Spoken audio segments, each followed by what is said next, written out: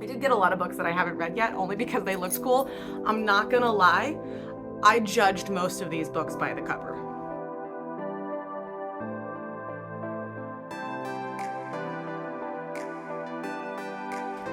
Hi everyone, Miss B. Hanley here, and today I am showing you all of the amazing books that I got at this year's book fair from Scholastic. I am super, super excited, so let's jump into it. First up is Class Act by Jerry Craft, and this is the official companion to the Newbery Medal winner New Kid.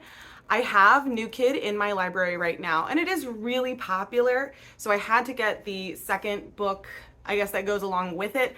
I haven't read the series yet, but it is on my list, as are all of the other books that are behind me right now. But this is a graphic novel, I believe, about a kid who attends a new school. And I think this has something going on with like continuing the story or something like that. Very, very cool. That's New Kid by Jerry Craft. New Kid is the first book in the series. This is Class Act by Jerry Craft. Another graphic novel called Thunderous by M.L. Smoker and Natalie Peeterse. And it's a graphic novel again, but this time I think it's about a Native American girl and her journey figuring out her heritage or going on a adventure, but it's really cool. It looks really cool. It's actually super short too, so it'll probably take me about 5 seconds to read, but the artwork looks so cool. The colors and the art looks so pretty. I'm so excited to read this. Thunderous by M.L. Smoker and Natalie Peeterse. By the way, these 3 books I was able to get because a parent donated to my class library. Thank you so much. Thank you so much for purchasing these books for my classroom.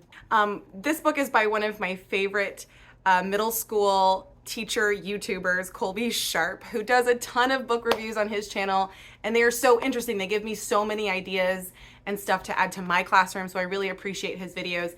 I didn't know that he partnered up with Donalyn Miller to write a book about reading, but this is called Game Changer, Book Access for All Kids. It was totally worth it because it does talk about different strategies to get kids into reading and to, you know, give kids access to books and stories and reading and stuff. So I'm so excited to have this in my, really like my teacher library, to give me ideas to help my students get more into reading and love books as much as I do.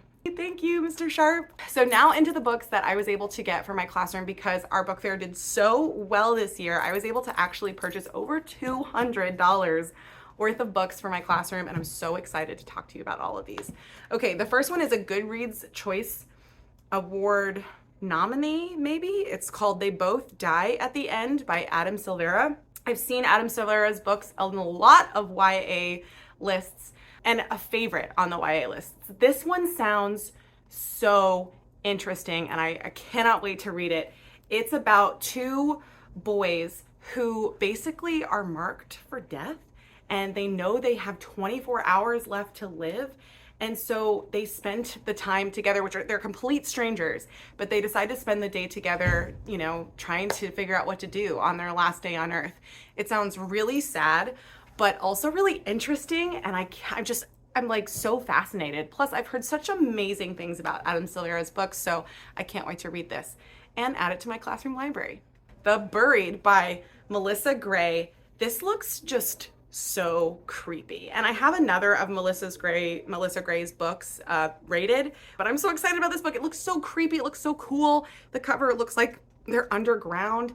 And it seems like it's some kind of disaster story where they have to like live underground, and it looks really creepy and really scary. And I love books like this. I love like survival books where people are trying to like find new ways to survive. I'm always into those kind of books. So I'm really excited to add this to my library and get to read this one. Okay, next up is Maybe He Just Likes You by Barbara D. This one's a little bit younger as far as the books that I got. I got a whole bunch of like YA, but I also got a couple of middle readers as well. This one's probably fitting in the middle reader section. So I'm really interested to see where this goes and the message behind it, because it looks really, really cool and interesting. So another one to add to my to be read. The next one is a really popular book. All of my students, not all of my students, but most of my students have been asking for this book, and every single week they come in and they're like, have you got this book yet? Have you got this book yet? And that is The Summer I Turned Pretty by Jenny Hahn. It's a Prime Video TV series, I think, at this point, which I have not watched, and I haven't read the book, so I'm gonna have to check it out. But all of my students are begging to read this one, so unfortunately, I'm probably gonna have to get it on Kindle if I want to read it, because I think this one's gonna get checked out pretty soon. As soon as I put it into my library, I'm certain someone's gonna pick it up to take it home. So super excited though to read it. It seems really cool. Yeah, it's a young adult romance that you know, I might give it a try, especially since it is so popular and there's a TV series coming out. So next up, another horror book called Mary, Will I Die? And as you can tell by the cover, this is by Shawn Sarles. It's a creepy book. It's a horror book. Horror is probably one of the most popular genres right now in this grade level. Taking a poll at the beginning of the year, a lot of my students chose horror. Almost all of them chose horror as their favorite genre. So I had to get a bunch of different horror books to put into my classroom library because I didn't have very many.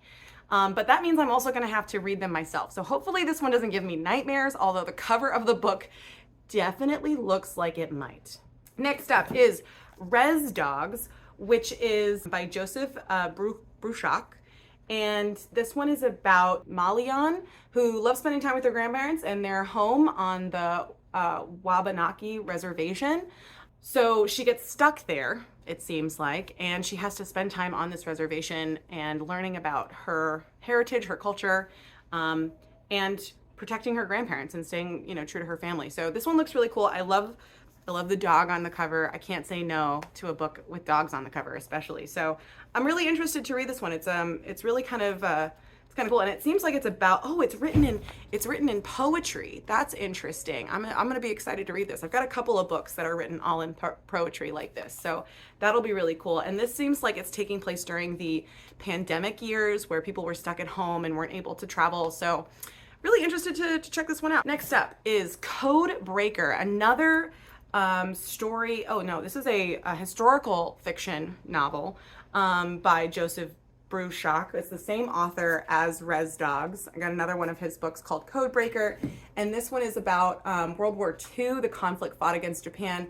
by using Navajo code. Actually, that's one of the ways that we were able to defeat the Axis powers, was using code from Native American cultures. So really interesting historical fiction, and I'm excited to read this one too. I love learning about different cultures and how they've impacted our history, so definitely excited to add this to the class library and add it to my to-be read pile. Okay, next up, this one looks so cool. Again, totally picking it by the cover, and it was on sale. It was a special value on sale at the book fair for $4. They've got a whole bunch of books that they sell for $4, and I totally appreciate it because it's nice to get some good books on the cheap. So this one's called Knowing, and it kind of reminds me of The Giver. Sharon Cameron, and this is called The Knowing, and basically this girl, Samara, she lives in the world where basically nobody remembers the past except for people who are known as the knowing, right? They're the people who know about the past, and the rest of the society doesn't know about it. And so they have to basically carry on the memories of history and teaching other people about them. It seems really, really cool. Again, it reminds me of The Giver in that sense. So I'm excited to read this one especially, and recommend it after we read The Giver for those students who are interested or liked The Giver, because I feel like this is in the same vein as that. That was The Knowing by Sharon Cameron. Next up, I've got White Smoke by Tiffany D. Jackson, and I think I have a couple more of her books in my classroom library. But this one is about a girl named Marigold and her newly blended family move into an embattled city of Cedarville. She thinks it's going to be a fresh start, but she realizes that there are secrets in the neighborhood that she moves to, and she starts to uncover them. So this one again seems really interesting. Again, I love the cover. I'm loving these colors, and the text on it is so cool. So of course, you know, I had to get it. Again, a YA, more of a higher level read to add to my classroom library, but one I'm really excited to read myself. This one looks cool. Next up is Monday's Not Coming. Again, totally picked it by the cover. Just look at how they've designed this. It's just amazing. Another Tiffany D. Jackson. Heard so many positive things about her books. I'm so excited to read this one. Just, you know, the cover is just so cool. I just can't get over it. I love it. I love it. It doesn't give you a ton of information about it. All it says is that this is a story of how my best friend disappeared, how nobody noticed she was gone except for me, and how nobody cared until they found her 1 year later. Super cool, super interesting, and that's literally all that it says on the back of this book. And I'm hooked. I'm in it. I can't wait to read it. Next up is, this one looks so cool, but I feel like it reminds me of something else, but it's got bees on it. So I feel like I've read this author before though. Okay, anyway, it's called The Nest by John Klassen. And this, again, the cover is just like so inventive and interesting and neat. I can't wait to check this one out. He wrote another book called The Boundless. Wait a minute, who's it by? It's not by John Klassen. John Klassen is the illustrator. So that's it. I've seen John Klassen's illustrated works before in other books. This book is actually by Kenneth Oppel. But I feel like I've seen Boundless before, or a couple other their books before, and I really liked the way they look and how they sound. They sound really cool. So yeah, I'm interested to read The Nest by Kenneth Oppel. That'll be really neat. Oh my gosh, next up is a graphic novel version of the Warrior Cat series by Erin Hunter. I am a huge fan of the Warrior Cat series. They're so fun. I had a couple students last year who were into them, but as the years have progressed on, fewer and fewer students have been interested in reading them. So I'm hoping that the graphic novel is going to catch a couple more of them, make them a little bit more interested in the series, because I personally love the Warrior Cat series as a cat lover myself. As an animal lover, really, I love animal fiction. So this one is going to be super fun to read. Plus, it's a graphic novel, so you get to see all of the fun art and stuff in the adventures of the Warrior Cats. Super excited to add to this to my library, and excited to get more kids interested in the Warrior Cats. Oh, okay. This is a book by Sarah Darer Littman, who is an author that we read in class with my 7th graders. I love her work. She's so imaginative and interesting, and she's got a lot of twists and turns in her narrative, and they usually have stuff to do with like society and social media. This one's called Some Kind of Hate, and look at this cover again with the horror kind of vibe that we're getting here that I've been adding to my library. It looks really scary with that baseball bat with the nails on it. It looks really crazy.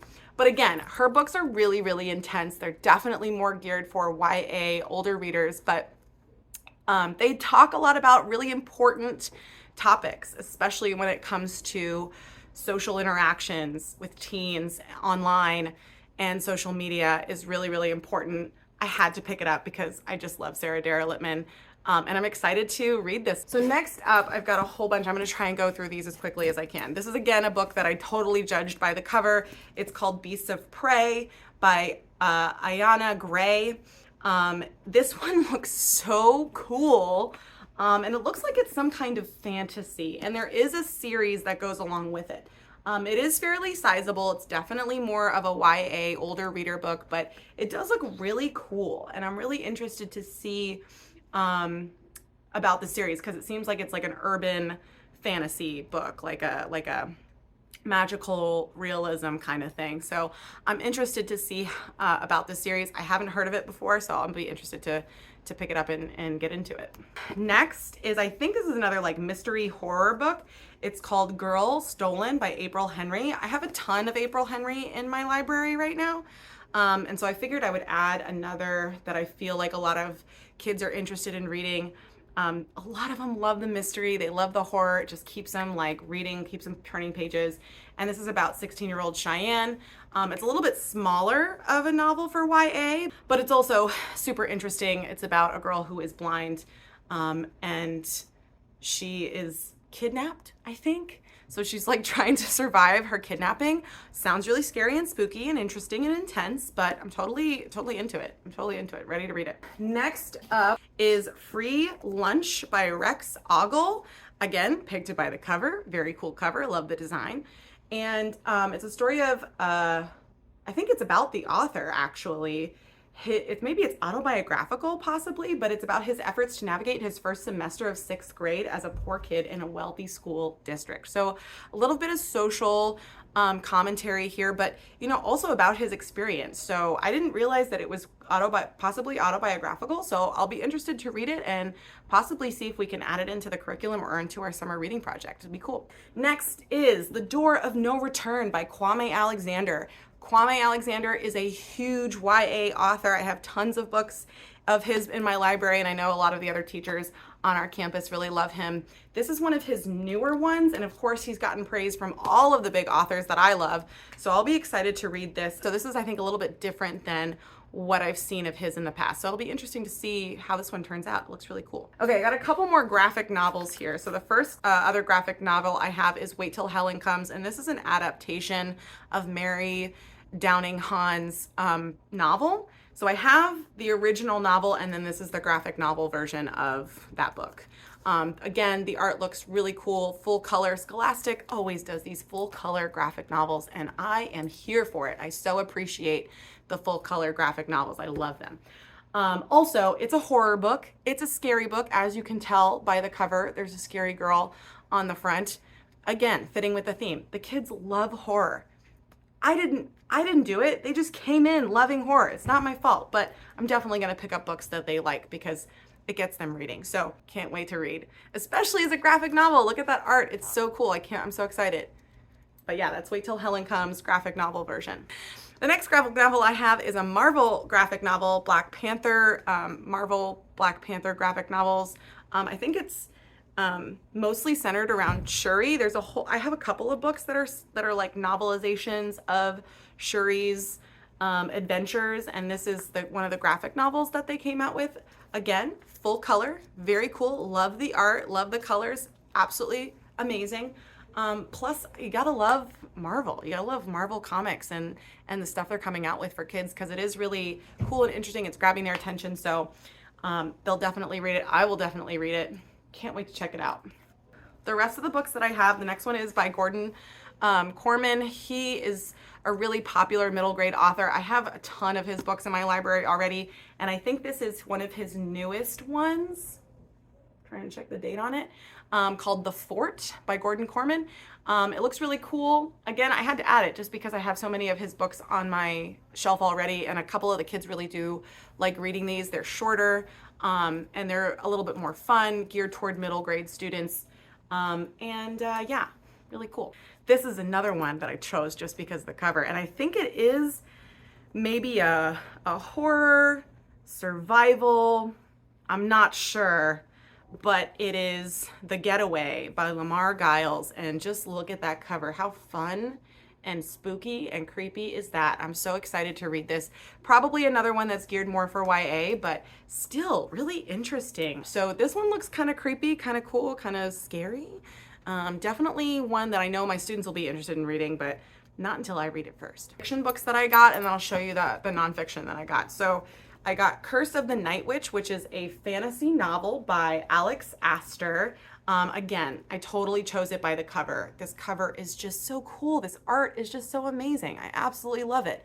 And this is, I believe, a young adult middle reader fantasy, and there is a series that goes along with it, it looks like. But it's about a young girl who was born to be the future leader, or a boy who was born to be the future leader of his village, but he hates his leadership.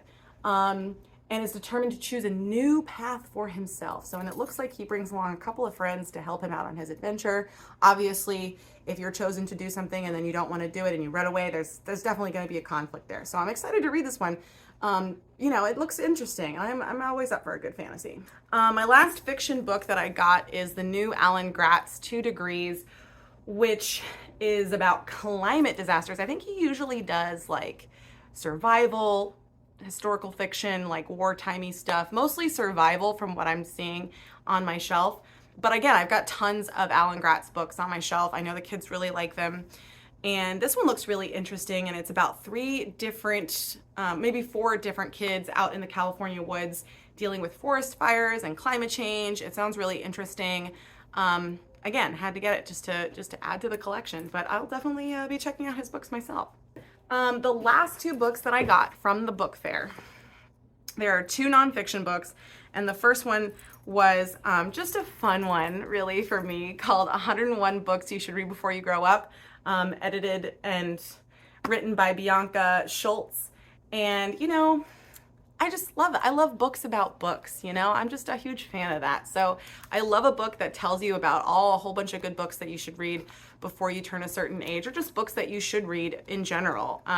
So I definitely would love to go through this with my students and talk about some of them.